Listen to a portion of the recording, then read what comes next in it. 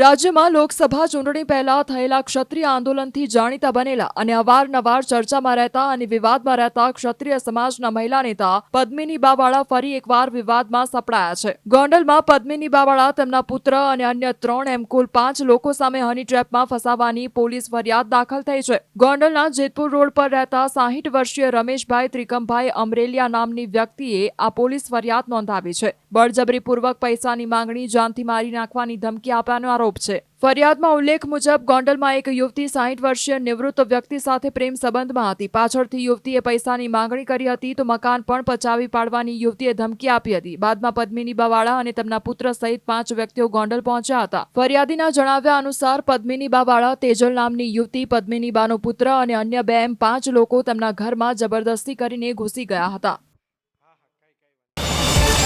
QR code scan કરો અને download કરો ન્યૂઝ 18 એપ. મેળવો ગુજરાત અને દેશ દુનિયાની પળે પળની અપડેટ્સ.